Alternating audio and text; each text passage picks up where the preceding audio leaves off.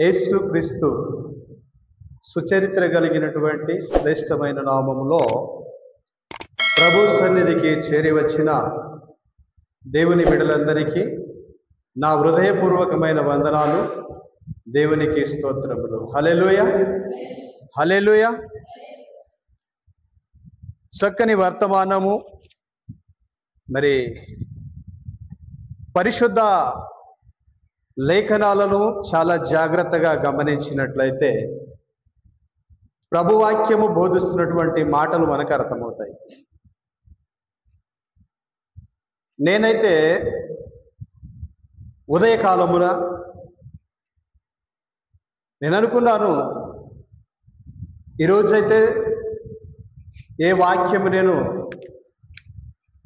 Prepare అవ్వలేను,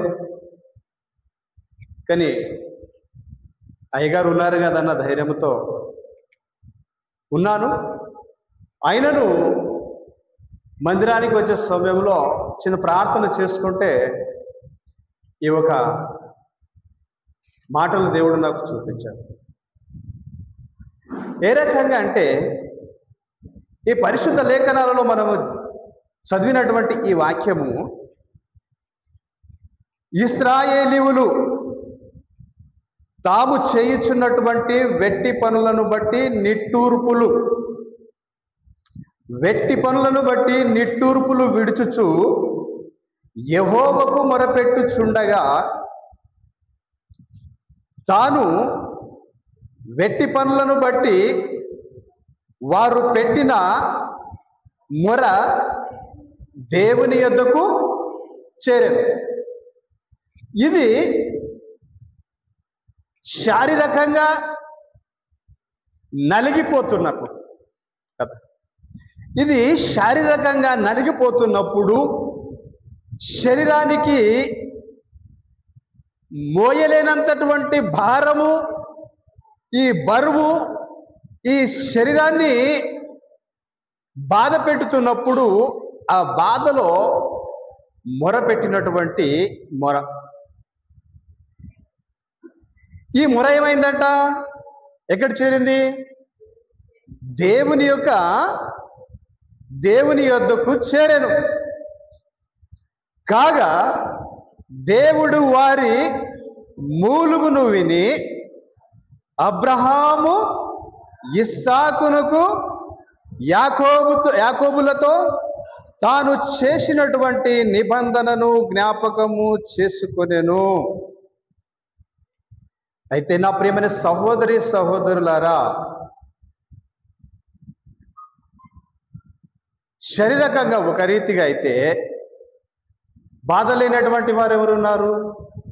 అందరికీ బాధలున్నాయి, అందరికీ కష్టాలు వస్తాయి, అందరికీ బాధ కలుగుతుంది. కానీ ఈ బాధలన్నీ కూడా కొన్ని వస్తుంటాయి పోతుంటాయి కదా, కొన్ని బాధలు వస్తుంటాయి పోతుంటాయి. అయితే వీరైతే ఇశ్రాయేలీయులైతే వారికి విడిపించడానికి కానీ, మేము విడిపించబడతామని కానీ వారికి ఎలాంటి సూచనలు కనిపించలేనటువంటి సందర్భాలలో వారు మొరపెట్టారు. ఇది శరీరానుసారమైనటువంటి బాధకు విడుదల కలగడానికి మోషను పంపించాడు. అయితే ఆత్మానుసారమైనటువంటి విడుదల, పాపములో నుంచి విడుదల, ఈ పాపములో నుంచి విడుదల చేసి నిత్య జీవమును అనుగ్రహించడానికి ఎవరు వచ్చారు? యేసుక్రీస్తు వచ్చారు. హల్లెలూయా, హల్లెలూయా. ఇవి రెండిటికి క్రాస్గా చదువుకుంటే, ఆత్మానుసారముగా విడిపించడానికి, విడుదలనిచ్చి రక్షించడానికి, నిత్య జీవం ఇవ్వడానికి యేసుక్రీస్తు వచ్చారు. ఇహలోక సంబంధమైనటువంటి శారీరకమైనటువంటి బాధల నుంచి, మరి ఇహలోక సంబంధమైనటువంటి కష్టాల నుంచి, దుఃఖములో నుంచి మనల్ని విడిపించడానికి మోసే వచ్చారు. అయితే ఈ రెండిటి విషయంలో మాట్లాడితే మరొకసారి చూద్దాం. యాకోబు పత్రిక యాకోబు పత్రిక 5వ అధ్యాయము 4వ వాక్యం. ఇదిగో ఆ ఆ ఆ ఆ ఆ ఆ ఆ ఆ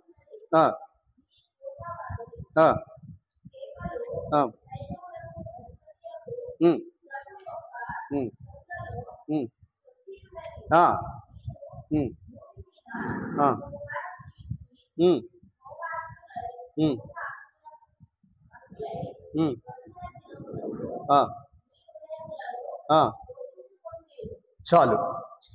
ఇక్కడ చూసినట్లయితే ఈ 4వ వచనంలో తెలియపరుస్తున్నటువంటి మాట ఏమిటంటే, ఇదిగో మీ చేలు కోసినటువంటి పనివారికి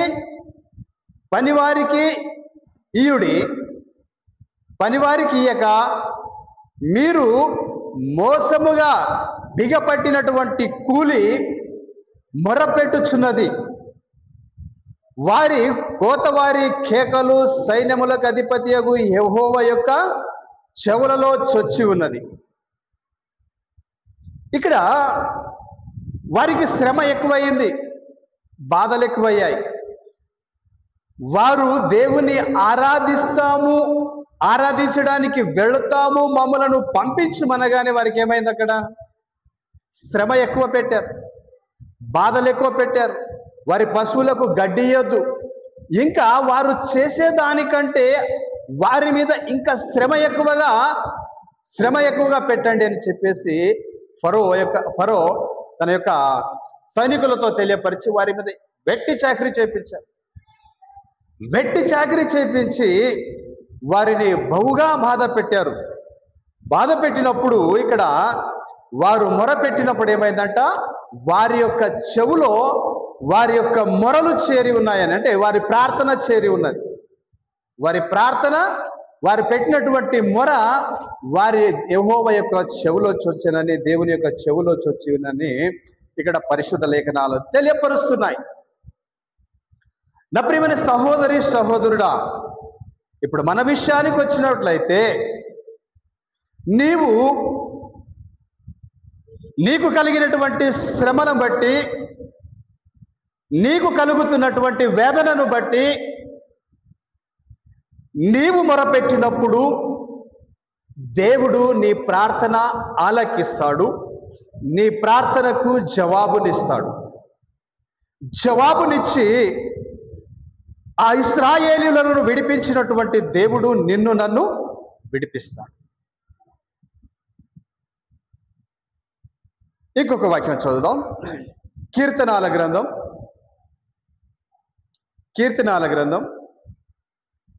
81వ అధ్యాయము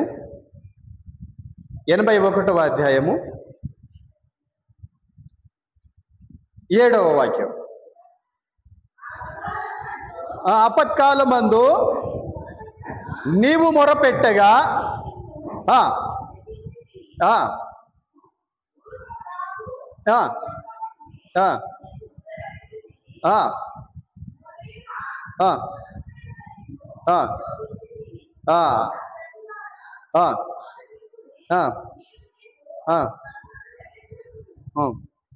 ఇక్కడ ఆపత్కాలమందు నీవు మొరపెట్టగా నేను నిన్ను విడిపించి తిని, ఉరుము దాగు చోటు నుండి నీకు ఉత్తరమిచ్చి తిని. అయితే నా ప్రియమైన సహోదరి సహోదరులారా, నేను నీకు విడిపించి ఉన్నాను, నేను నీకు ఉత్తరం ఇచ్చి ఉన్నాను. అయినను అక్కడేమని తెలియపరుస్తున్నాడు?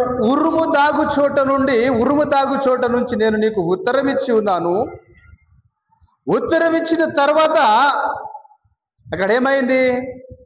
మొరిబ నీళ్ళ యొద్ద నీవు నన్ను శోధించి తిని అని పరిశుద్ధ లేఖనాల ద్వారా తెలియపరుస్తున్నారు. అక్కడ ఉత్తరం ఇచ్చినప్పుడు, ఆయన నిన్ను విడిపించినప్పుడు, ఆయన నిన్ను విడిపించినప్పుడు నీవు దేవుని మహిమపరచాలి, కానీ దేవుని శోధించకూడదు. శోధించకూడదు. శోధించబడినప్పుడు ఏమవుతుందంటే దేవుడు ఏమని తెలియపరుస్తున్నాడంటే మొత్తుతాడు. అప్పుడు మనము కొందరైతే దేవుడు మొత్తినప్పుడు చనిపోయారు. కనుక ఇక్కడ ఇంకొక మాట, అపోస్తుల కార్యాలయము 12వ అధ్యాయము 23వ వాక్యం. జనులు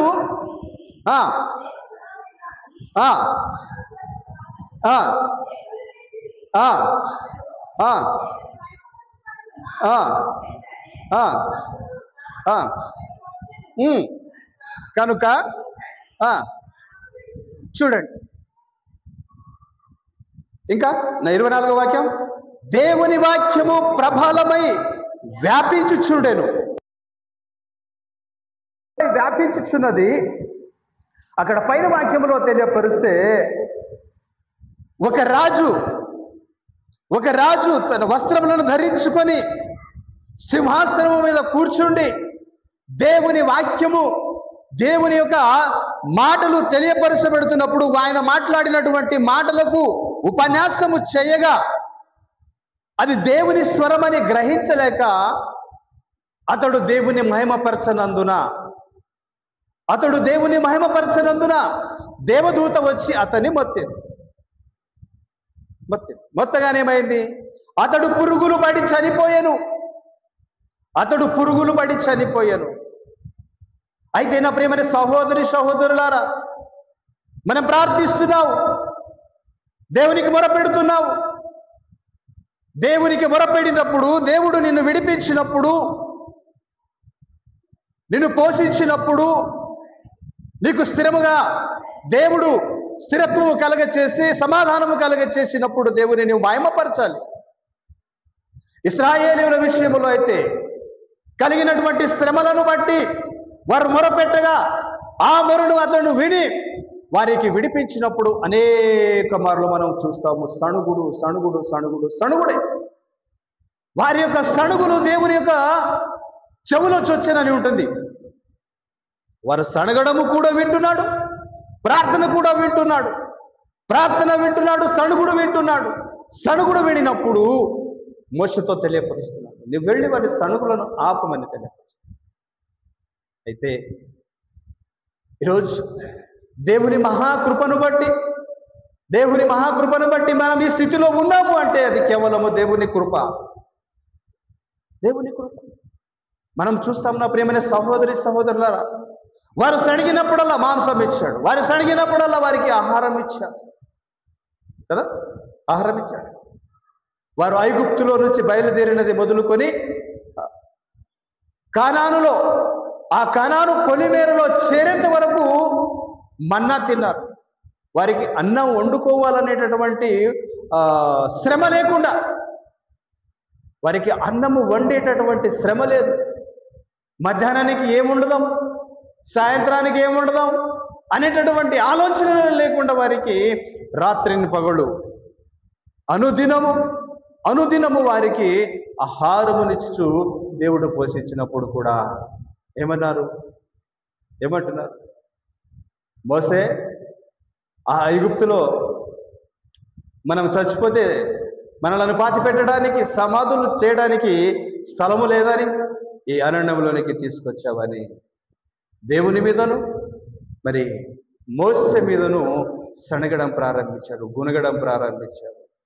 దేవుడు వారిని బట్టి ఏమన్నాడంటే మోసేతో, మోసే ఒకసారి నువ్వు పక్కకు జరుగు కదా, వీరందరినీ కూడా నేను నశింపచేసి కేవలము నీ ద్వారానే నాకు ఒక స్వకీయ జనాంగముగా నేను పుట్టించుకుంటాను, నేను విస్తారింపచేస్తానని దేవుడు మాట్లాడినట్టు చూస్తాను.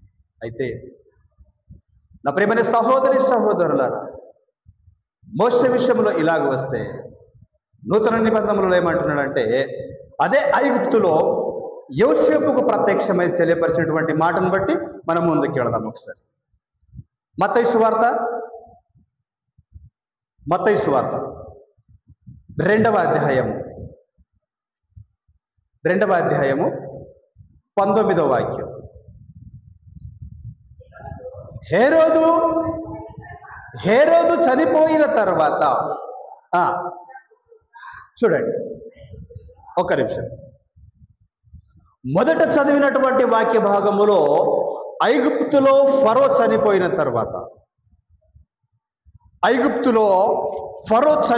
తర్వాత అని ఉంది. ఇక్కడ హేరోదు చనిపోయిన తర్వాత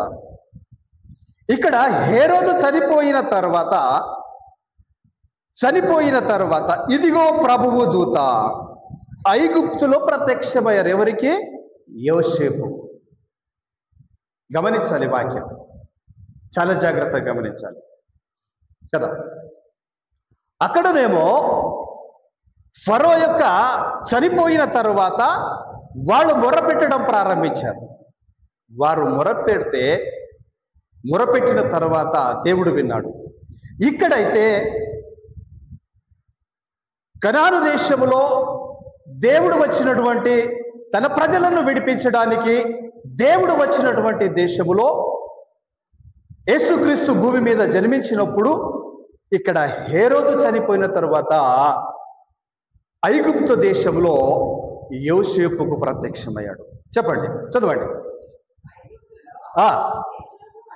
యోసేపునకు స్వప్నమందు ప్రత్యక్షమై నీవు లేచి శిశువును తల్లిని తోడుకొని ఇశ్రాయేలు దేశమునకు వెళ్ళుము, శిశువు ప్రాణము తీయచూచినటువంటి వారు చనిపోయిరని చెప్పెను. అప్పుడు అతడు లేచి శిశువును తల్లిని తోడుకొని ఇశ్రాయేలు దేశమునకు వచ్చెను. హల్లెలూయా, హల్లెలూయా. గమనించండి, ఇక్కడ వాక్యము క్లుప్తంగా చదివినట్లయితే ఏమర్థమవుతుంది అంటే, శిశువు ప్రాణమును తీయచూచినటువంటి వాడు చనిపోయాడు. అయితే శారీరక రీతిగా చూసినట్లయితే ఫరో చనిపోయాడు. వారందరినీ కూడా సముద్రములో కలిపేశాడు. దేవుడు సముద్రములో కలిపేశాడు.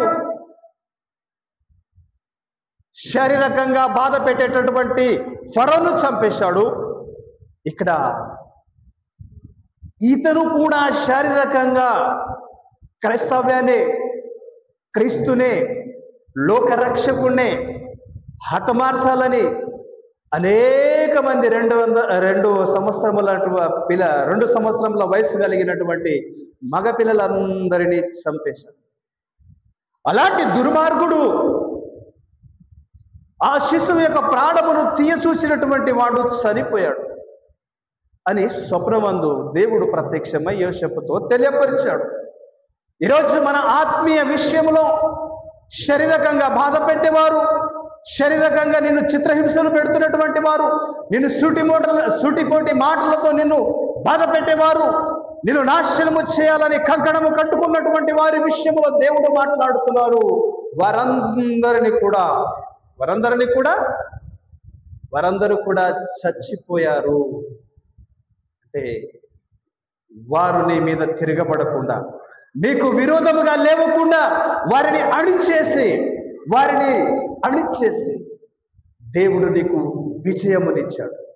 విజయమునిచ్చే దేవుడు. కనుక ఇక్కడ ఈ పరిశుద్ధ లేఖనాలలో చూసినట్లయితే నా ప్రియమైన సహోదరులారా, ఇక్కడ ఆత్మీయంగా మన విషయంలో మాట్లాడితే ఏమిటంటే, నిన్ను నాశనము చేసేది ప్రతిదీ కూడా నాశనం అయిపోతుంది. అబ్రహాముతోను దేవుడు మాట్లాడినటువంటి మాట ఏమిటంటే, నిన్ను ఆశీర్వదించబడిన వారు ఆశీర్వదించబడతారు, ఎవరైతే నిన్ను శపిస్తారో వారే శపించబడతారు, ఎవరైతే నీకు విరోధముగా ఉన్నారో వారందరూ కూడా నశించిపోతారని అలనాడు దేవుడు తెలియపరిచినటువంటి మాట. ఈరోజు మనందరితో మాట్లాడుతున్నటువంటి మాట ఏమిటంటే, నీకు విరోధముగా మిమ్మల్ని నాశనము చేయడానికి నీ ప్రాణములను తీయచూచి వారందరూ కూడా నశించున్నారని ప్రభు లేఖనాల ద్వారా ఈ జోడు మాతో మాట్లాడుతూ ఉన్నాడు. అయితే ఇంకొక మాట, ఎవరి సువార్త 3వ అధ్యాయం, ఎవరి సువార్త 3వ అధ్యాయం 17వ వాక్యం.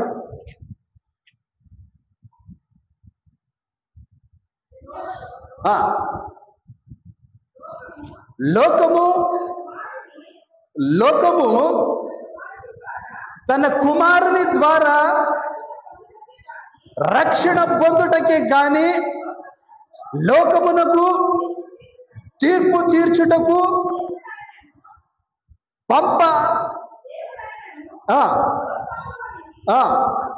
పంపలేదు.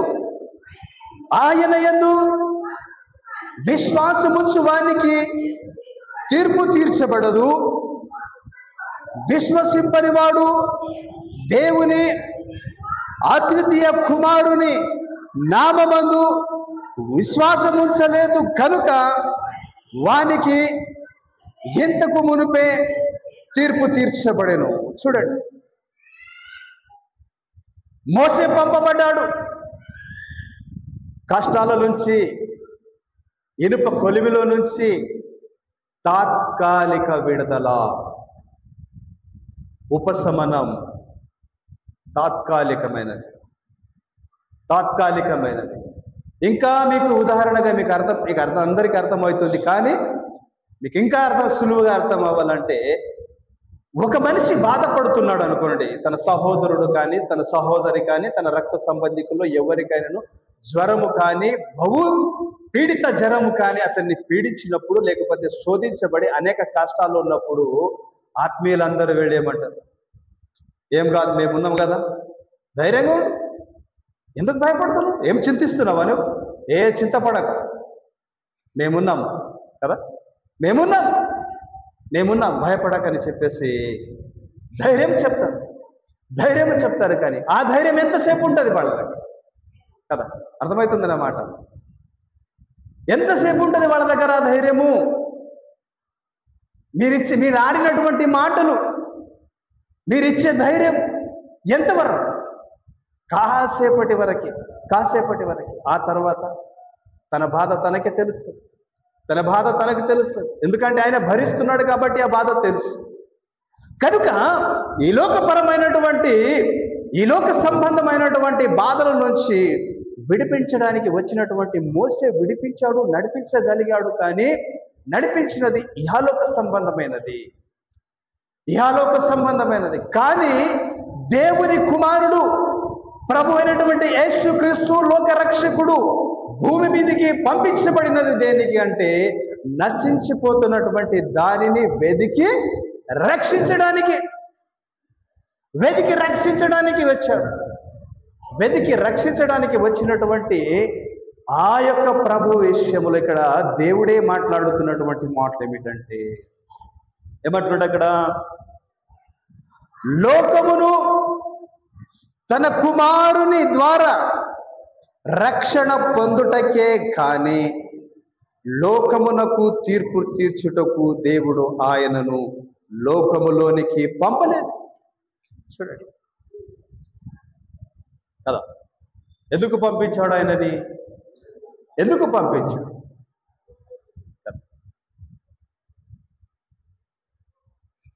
ఇహలోక సంబంధంగా ఎవరైనా ఒకడు నీటిలో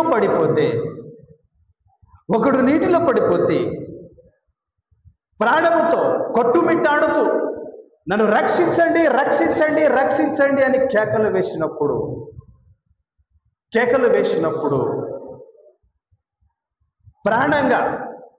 ప్రాణంగా బయటికి తీయగలుగుతాం. బయటికి తీయగలిగి రక్షించగలుగుతాము. కానీ ఆ ఆత్మని నిత్య జీవములోనికి, శాశ్వతమైనటువంటి జీవములోనికి నడిపించగలుగుతామా? ఎలా రక్షించగలిగామంటే, ప్రాణము పోకుండా రక్షించగలిగాం. ఇంకొక రకంగా చూసినట్లయితే, దేవుడు ఒక యవనస్తుడు చనిపోయినప్పుడు అతనిని లేపాడు. కానీ అతడు తిరిగి మళ్ళీ చనిపోయాడు. లాజరు మరణించిన లాజరును బ్రతికిన తర్వాత లాజరు పెళ్లి చేసుకొని సేవ చేశాడు, పిల్లలను కన్నాడు, మళ్ళీ తిరిగి చనిపోయాడు. మనుషులు చేసేది ఇంతవరకే కదా, మనుషులు చేసేది తాత్కాలికం. అయితే దేవుడు మాత్రము నేను తీర్పులోనికి రాకుండా, నీ ఆత్మ నశించకుండా, నీ ఆత్మ నరకములో పడకుండా నిన్ను నిత్య జీవమును అనుగ్రహించడానికి రక్షణ కదా. రక్షణ అయిపోతుంది. ఇంకొక రకంగా చూసినట్లయితే ఏమవుతుంది, డాక్టర్ ఉన్నాడు, ఆయన అనేక ప్రయత్నాలు చేస్తాడు. వ్యాధి నుంచి వ్యాధి స్వస్థత కలుగుట కంటే నయమవుటకు మందులు మాత్రం ఇవ్వగలుగుతాడు.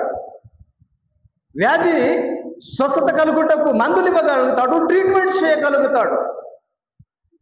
చేయగలుగుతాడు. కానీ పోయే ప్రాణాన్ని మాత్రం ఆయన ఆపుతాడా? లాస్ట్కి వచ్చేయమంటాడు, అనేక ప్రయత్నాలు చేసామండి, ఐఎమ్ సారీ అని చెప్పేసి తల వచ్చి చెప్పేస్తాడు. అయితే ప్రభువాక్యము ద్వారా చూసినట్లయితే ఇక్కడ దేవుడు ఏమంటున్నాడంటే, ఆయన యందు విశ్వాసముంచు వానికి తీర్పు తీర్చబడదు, విశ్వాసింపని వానికి దేవుని అద్వితీయ కుమారుని నామమందు విశ్వాసం ఉంచలేదు కనుక వానికి ఇంతకు ముందే తీర్పు తీర్చబడింది. ఎప్పుడు తీర్చబడింది? ఇంతకు ముందు ఎప్పుడు తీర్చబడింది చెప్పండి చూద్దాం. ఎప్పుడు తీర్చబడింది? విశ్వసిస్తున్న మీరు ఉన్నారు, విశ్వసించని వారు ఉన్నారు, విశ్వసించేవారు ఉన్నారు, విశ్వసించని వారు ఉన్నారు. విశ్వసించే వారేమో తీర్పు తీర్చబడదు, విశ్వాసము ఉంచని వారికి తీర్పు తీర్చబడింది. ఎలా తీర్చబడింది? ఎప్పుడు తీర్చబడింది? అర్థమైంది కదా వాక్యం? తీర్పు తీర్చబడింది అని దేవుడే తెలియపరుస్తాడు. వాక్యమే ఖండిస్తుంది. ఏమంటాడంటే, ఆయన వచ్చు సమయములో గొర్రెలను మేకలను వేరుపరిచినట్టుగా విశ్వాసులను అవిశ్వాసులను వేరుపరిచేస్తాడు. ఆయన చూస్తున్న దేవుడు చూస్తున్నాడు, దృష్టి నుంచి చూస్తున్నాడు. ఆయనకు మరుగైనది ఏదీ లేదు. కానీ వారిని చూసి అలాగా వారు అభివృద్ధి పొందుతున్నారు, వారు ప్రభాలించుతున్నారు, మేమేమో ఇలా కృషించిపోతున్నాము అని మీరు దిగులు చెందకండి. కానీ ఇక్కడ పరిశుద్ధ లేఖనాలలో దేవుడు తెలియపరుస్తున్నటువంటి మాట ఏమిటంటే, వారికి తీర్పు తీర్చబడింది, మీకు తీర్పు తీర్చబడదు. మీరు రక్షించబడ్డవారు, మీరు రక్షణలో ఉన్నటువంటి వారు. ఆయన ఏమంటున్నాడంటే, ప్రతి ఒక్కరిని, నశించిపోతున్నటువంటి ప్రతి ఒక్కరిని రక్షిస్తానని పరిశుద్ధ లేఖనాల ద్వారా తెలియపరుస్తున్నాడు. నా ప్రియమైన సహోదరి సహోదరులారా, ముందుకు వెళదాం. ఇంకొంచెం ముందుకు వెళ్ళి ముగించే ప్రయత్నం చేస్తాం. ఇదే యోహాను సువార్త 5వ అధ్యాయము 40వ వాక్యం.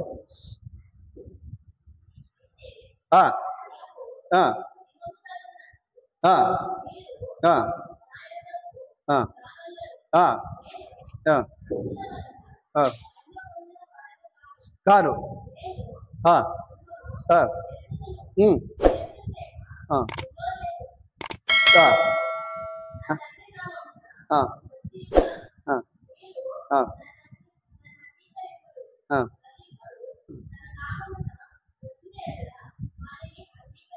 చాలు. ఇక్కడ పరిశుద్ధ లేఖనాలలో తెలియపరుస్తున్నటువంటి మాట ఏమిటంటే,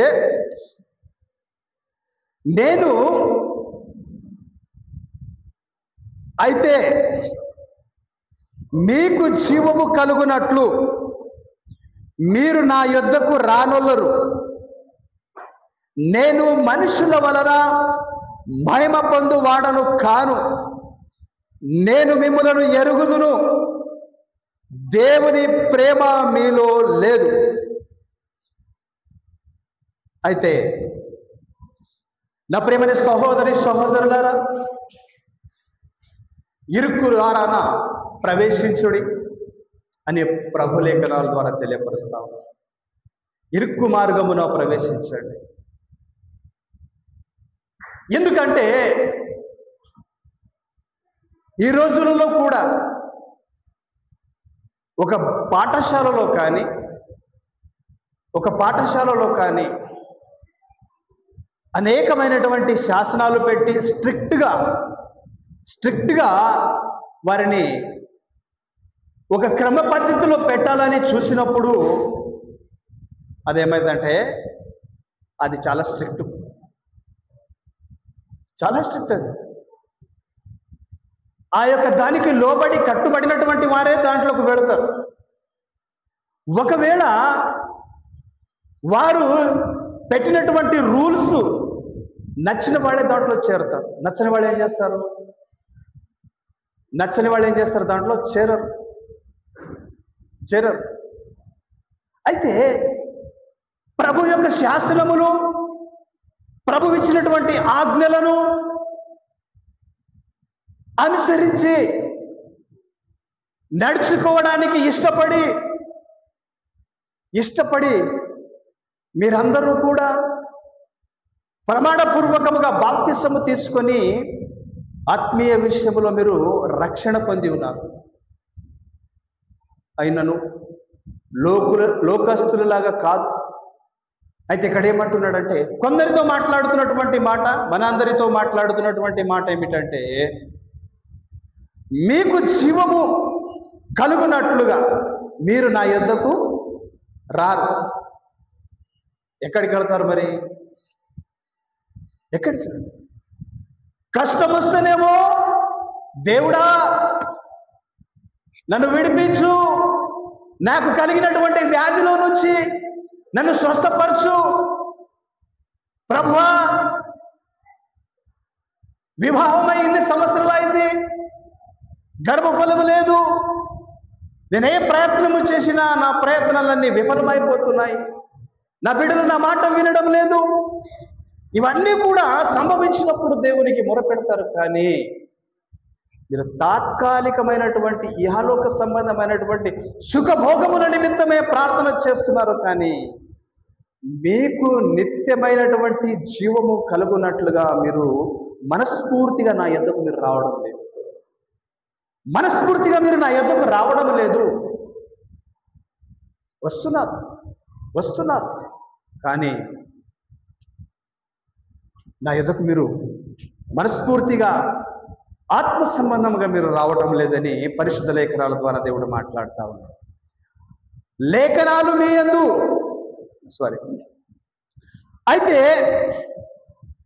నా నామమును నేను మిమ్మల్ని ఎరుగుదును, దేవుని ప్రేమ నీలో లేదు. నేను నా తండ్రి నామమున వచ్చి ఉన్నాను, మీరు నన్ను అంగీకరింపరు. నేను వచ్చాను. మోసే వచ్చినప్పుడు కూడా వారందరూ ఒక్కొక్కసారి ఆయనని ఎరగనే లేరు, ఆయనను లెక్క చేయలేరు.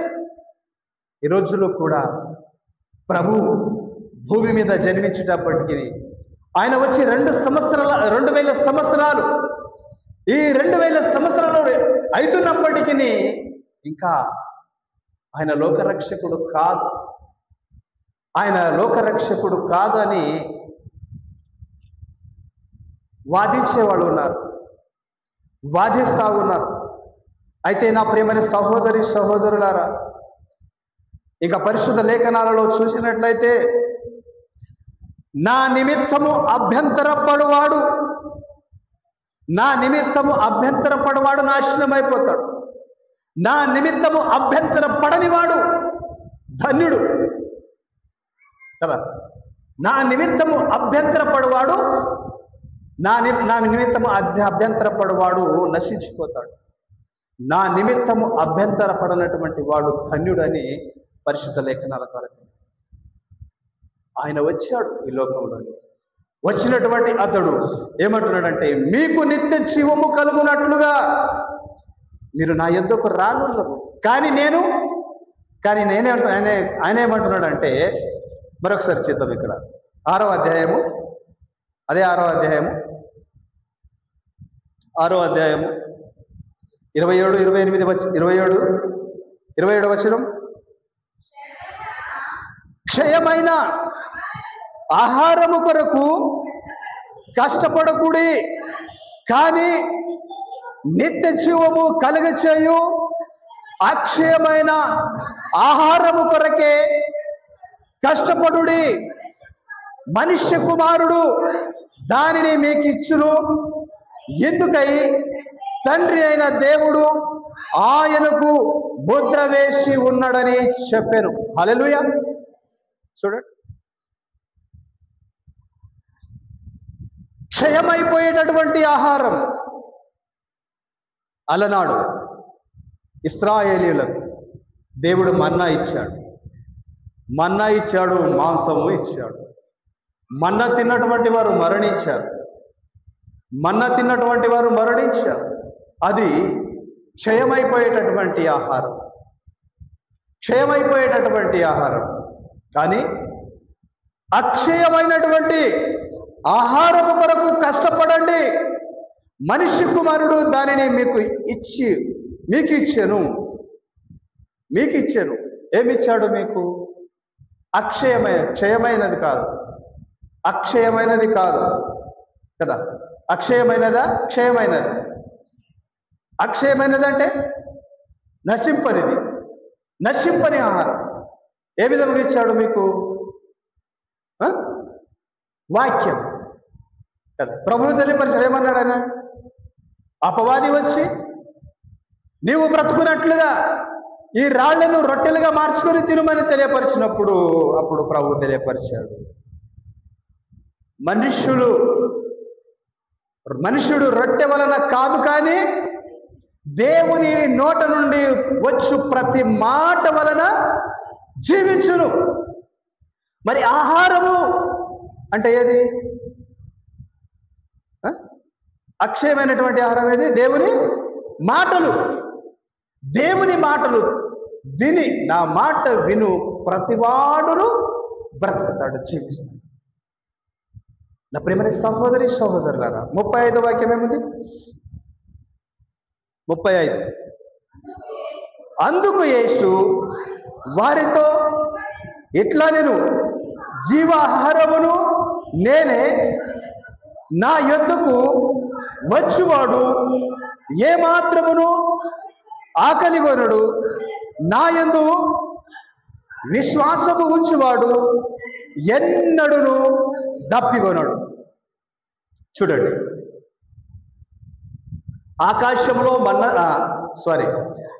అరణ్యములో మన్నా తిన్నారు, మధురమైన నీళ్లు తాగారు. అరణ్యములో మన్నా తిన్నారు, మధురమైనటువంటి నీళ్లు తాగారు. వారు మరణించారు.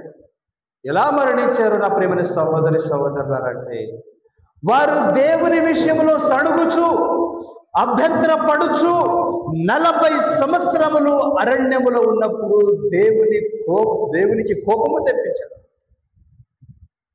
అందుకేమన్నాడంటే, ఎందరైతే ఐగుప్తులో నుండి బయలుదేరి వచ్చారో ఆ బయలుదేరి వచ్చినటువంటి వారందరూ కూడా అరణ్యములోనే మరణించారు. అంటే ఈరోజు దేవుడు మనతో మాట్లాడుతున్నటువంటి మాట ఏమిటంటే, ఆ తరము వారందరూ అరణ్యములో నశించారు. కానీ ఈరోజు దేవుని వాక్యం మాట్లాడుతుంది, ఇది నీ తరము, నా తరం, నీ తరము, నా తరం. ఈ తరములో నీవును నేనును ప్రతి ఒక్కరును జీవిస్తున్నాం. నీవు నేను ఈ తరములో ఉన్నాం. ఈ తరము ఇలాగే జీవించి, ఇలాగే మరణించి, ఇలాగే దేవుని మాటకు విరోధముగా నిలిచి నిత్య జీవమును పొందుకోకుండా క్షయమైపోయేటటువంటి ఆహారము కొరకు క్షయమైపోయేటటువంటి జీవితము జీవిస్తూ ఇంకా ఎన్నాళ్ళు దేవునికి కోపము రేపుతూ జీవిస్తారు? అర్థమవుతుందా నా మాట? అర్థమవుతుందా? ఈ తరములో నీవును నేనును ప్రతి ఒక్కరూ ఉన్నాం. ఆ తరమేమో దేవునికి విరోధముగా నిలిచి అరణ్యములో నశించిపోయారు. ఈరోజు నీవు నేను ఎక్కడున్నావు? అయితే ప్రభు తెలియపరుస్తున్నాము, లోబడని పిల్లల వైపు నేను దినమెల్లా నే చేతులు చాచి ఉన్నాను. ఎప్పుడొస్తారా? నేను దినమెల్లా నా చేతులు చాస్తున్నాను అని తెలియపరుస్తా ఉన్నాను. అయితే నా ప్రియమైన సహోదరు, నిర్ణయం నీది.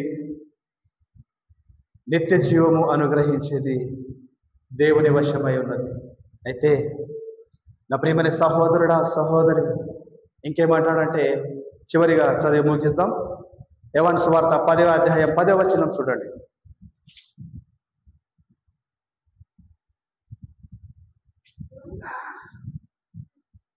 కిందికి చదువమ్మా. చదువు.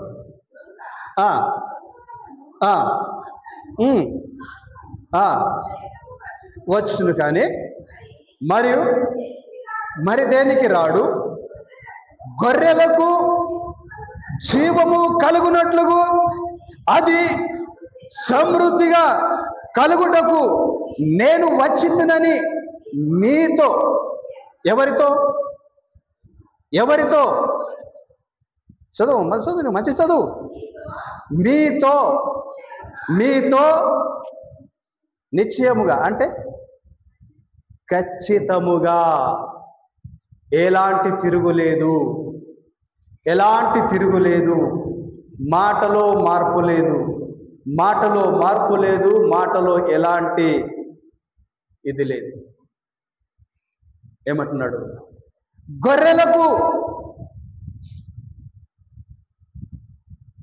జీవము కలుగుటకు అది కొద్దిగానా?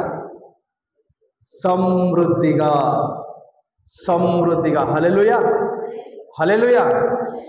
సమృద్ధిగా కలుగుటకును నేను వచ్చి తిని మీతో నిశ్చయముగా చెప్పుచున్నాను. నా ప్రియమైన సహోదరులారా, ఆ నిత్య జీవము పొందుకోవాలని, ఆ నిత్య జీవములో నిత్య జీవము పొందుకొని పరలోక రాజ్యములో శాశ్వతముగా ప్రభు ఎదుట నీవు, ప్రభువు కనుల ఎదుట నీవు ఆయన పాదాల ఎదుట చేరి ఆయనను నిత్యము ఆరాధించేవారై ఉండాలని, అది దేవుని ఆశ. కానీ లోక సంబంధమైనది, పాలు తేనెలు ప్రవహించే దేశంలో వారు సుఖంగా జీవించడానికి మోసే విడిపిస్తే వారు సణిగి గుణిగి అరణ్యంలోనే నశించిపోయారు. కానీ దేవుడు వచ్చి, ప్రభు అయినటువంటి యేసుక్రీస్తు వచ్చి మిమ్మల్ని అందరినీ కూడా శాశ్వతమైనటువంటి రాజ్యములో మరి నీకు నిత్య జీవమును, జీవకిరీటమును అనుగ్రహించి తన రాజ్యములో తన స్వకీయ జనాంగముగా ఉండునట్లుగా మీకు నిత్య జీవము చేయడానికే ప్రభువు వచ్చి ఉన్నాడు. కనుక నా ప్రియమైన సహోదరులారా, మనమందరము కూడా దేవుని యందు విశ్వాసం వచ్చి ఆయన యందు భయభక్తులు కలిగి ఆయన ఇచ్చు జీవాహారము వాక్యము మీద లక్ష్యము పెట్టి ఆయన వాక్యానికి అనుసరించి నడుచుకోవాలని తెలియపరుస్తూ చెప్పబడినటువంటి ఈ కొద్ది మాటను దేవుడు దీవించి ఆశీర్వదించి మీ ఆత్మీయహారము కొరకును దేవునికి మహిమకరంగాను ఉండి నడిపించబడును గాక. ఆమేన్.